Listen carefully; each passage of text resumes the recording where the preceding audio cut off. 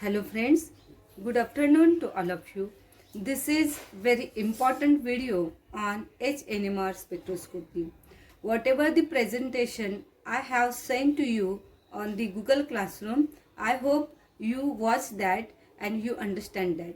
But some student asked me some question related to those topic, and therefore I just prepared this video for the solve the queries of the student.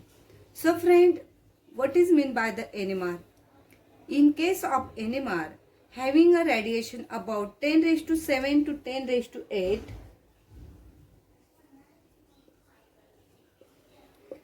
micron, when falls on the molecules, is able to interact with the nuclear nuclei exposed to the strong magnetic field, hence the name given nuclear magnetic resonance spectrum. Okay, so friend, in this case what happened, under the appropriate condition in a magnetic field, a sample can absorb electromagnetic radiation in the radio frequency region at frequency, as frequency is governed by characteristics of the sample. Absorption is a function of certain nuclei in the molecule. When we plot the frequency of the absorption peak, frequencies of the absorption peaks versus peak intensity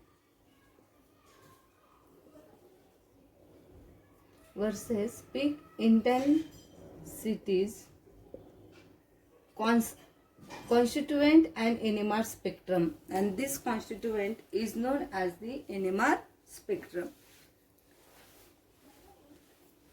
So friends, this is the NMR spectrum. Now spin. What is meant by the spin? As usually, the number of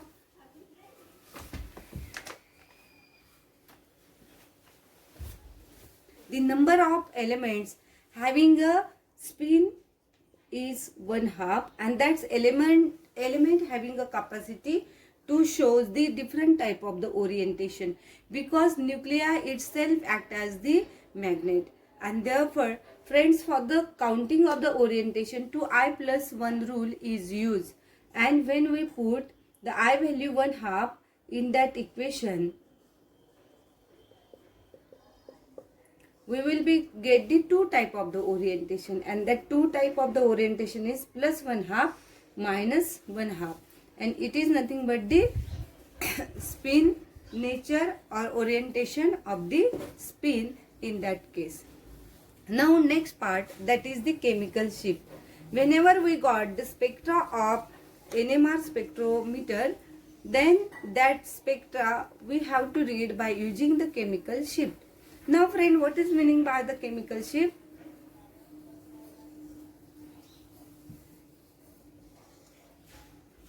So this is a graph regarding to HNMR, and this line is for the 0 delta value, is known as the TMS. What is the meaning of TMS? Tetramethylsilane. This is the silicon elements,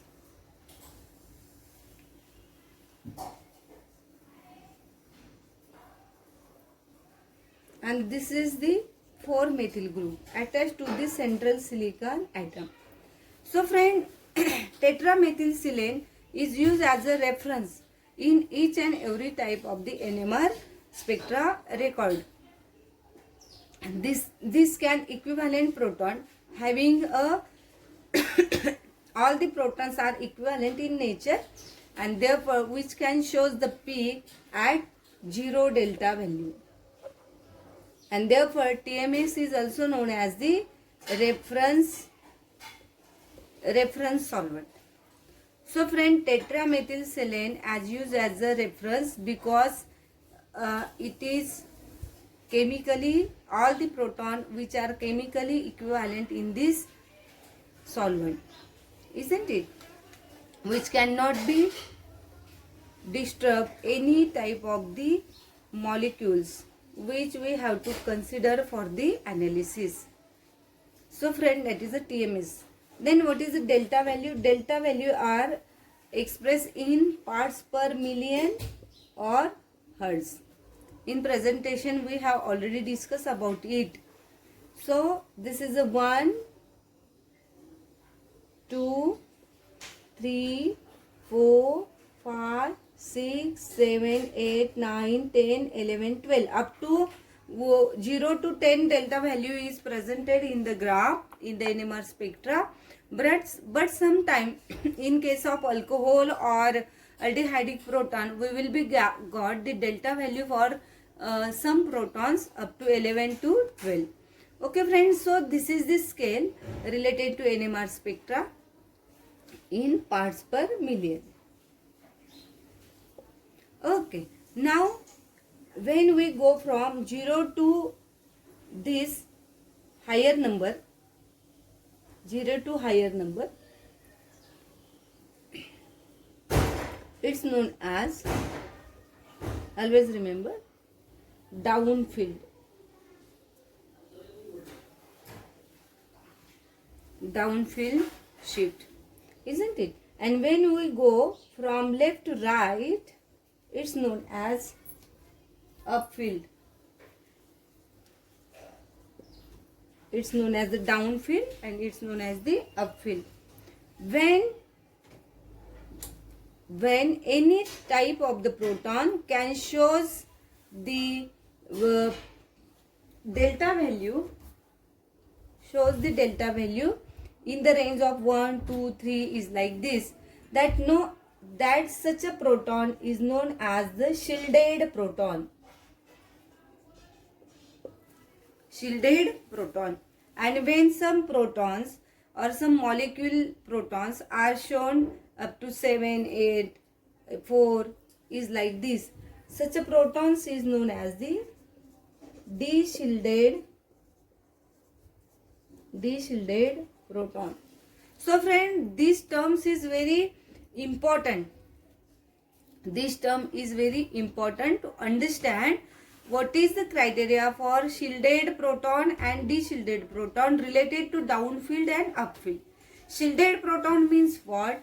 When any electron donating group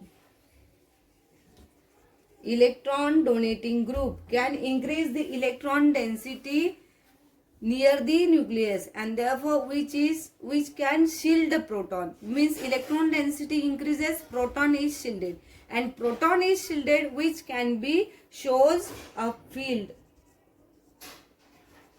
Upfield means what? Low delta value. Always remember this. When electron donating group is present which can create a shielded proton is shows the peak upfield, and upfield means low delta value, and vice versa condition is you find out in case of the de-shielded proton. When electron withdrawing group is present near the proton, the electron density is pulled toward itself, isn't it? For example, halogen and carbonyl group, etc. And when electron density pulled to itself, what happened? The proton is de-shielded, and de-shielded proton is shown the peak at downfield, and when peak is downfield, the value of delta is maximum delta value. So friend, this is the criteria related to shielded proton electron, and shielded proton and de-shielded proton is not only related to electron donating group and electron withdrawing group, it's also related to the applied magnetic field. Are you remember that? Applied magnetic field and the electron circulating path of the molecule, and this applied magnetic field and circulating electron of the molecule which are parallel to each other or perpendicular to each other. On that basis we are also find out whether the proton is shielded, whether the proton is de-shielded, and that a line of the electrons and perpendicular of the electrons, that thing we had discussed in the presentation related to the alkene, acetylene and aromatic means benzene ring molecule. So friend, this is the shielded and de-shielded relationship and also upfield and downfield relationship. So this is the delta. Now what is the tau? Tau is nothing but 10 minus delta. Tau is also another unit for measuring of the chemical shift of the in the HNMR spectrum. So friend, next very important part, that is the N plus 1 rule. What is the meaning of N plus 1 rule? Now I have take here very simple example for the ethanol. It's known as the ethanol or as ethanol or alcohol. Generally we are said it is alcohol. Then it's very common chemical or solvent in our general laboratory. Now look toward this ethanol. How many peak we will be get in case of the ethanol? There is the 3 peak we will get. One for this, then second and then third. There is a 3 type of the proton are present. Means what? The type of, to understand the types or type of proton is also very important. 3 type of proton, and therefore look toward that this hydrogen atom is close toward the oxygen. Therefore this hydrogen is de-shielded as compared to this 2 hydrogen atom, and this is the de-shielded than this methyl group, and therefore we will be get the 3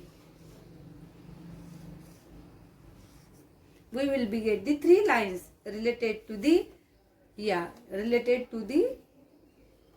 this 3 type of the hydrogen. Means what? We are find out the environment of proton. Now what is meaning by the N plus 1 rule? Here we understand we get the 3 peaks related to 3 different hydrogen atoms, but N plus 1 rule is giving us the information about the multiplet, singlet or doublet. Okay, so in case of this hydrogen interact with this hydrogen. Okay, interact with this carbon atom containing hydrogen and shows the peaks, whether it is a multiplet or singlet or doublet. Now in this case, these 2 hydrogen atom from the methylene group interact with this 3. Means what? 3 hydrogen atom itself is 1 and the neighboring hydrogen atom is 1. Means this methylene group shows 3 plus 1 plus 1. This is a quintet. How many line is shown by this quintet? Okay, this methyl group 3 is 3 proton is itself considered as 1, then 2 from the neighboring carbon atom, and therefore 1 plus 2 is a 3. It's known as the triplet. Okay, and this hydrogen atom shows triplet, sometimes singlet. Why it can happen? Because the hydrogen atom are far apart from the oxygen, and it's depend upon the hydrogen bonding related to that molecule, and such a type of the peaks we will be get here related to the methylene group, methyl group and OH group. So friend, when we go from right to left, the shielding property is increased, isn't it? And when we go from left to right, shielding property is increases. As well as we are also understand N plus 1 rule. So friend, when we start to solve the NMR problems, okay, the NMR problems, first we will given that the molecular formula, then first we will read the molecular formula. Suppose the molecular formula in that case is C7H18. This is the molecular formula and we want to solve it by given data.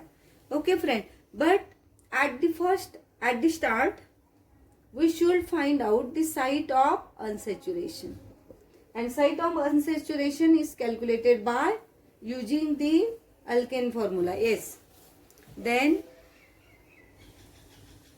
carbon 7. Okay,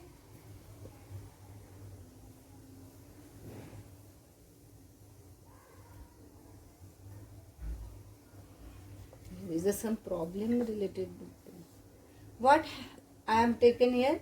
7 into 2 plus 2. Okay, minus 18. How many carbon atom is here? 7. 7 into 2, 14. 14 plus 2. 14 plus 2, 16. 16 minus 18.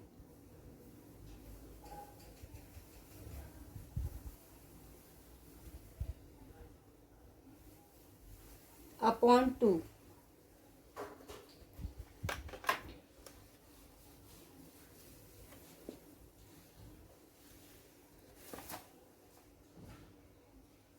Okay. That's not 18 actually, that is 8. That's my mistake.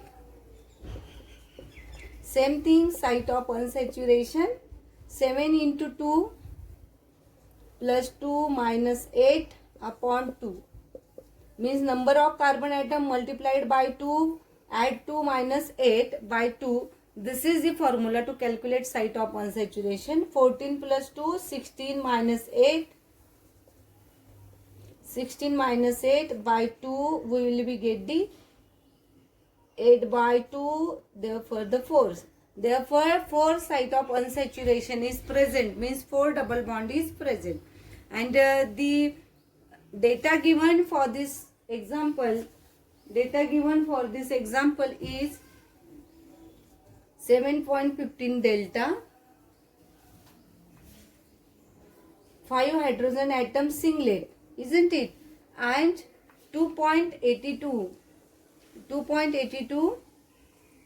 3 hydrogen atom singlet. So friends, 7.15, 7.9 to 7.5, this range is for the aromatic ring, and 5 hydrogen atom means what? The mono substituted aromatic ring is present in this case. Means here is a 5 hydrogen atom which having a ring current 7.15 delta, and 3 hydrogen atom means what? CH3 group, which is also shows the singlet is like. Therefore it is a toluene molecule having a 4 site of unsaturation, 1, 2, 3, and its self ring is 1. Therefore 4 site of unsaturation. This is a 5 hydrogen atom with a singlet. Then this is the CH3 molecule with singlet with 2.82 delta. So friend, this is the introductory part of the HNMR spectra. If you have any type of the doubt, you can ask me by phone call or on Google Classroom.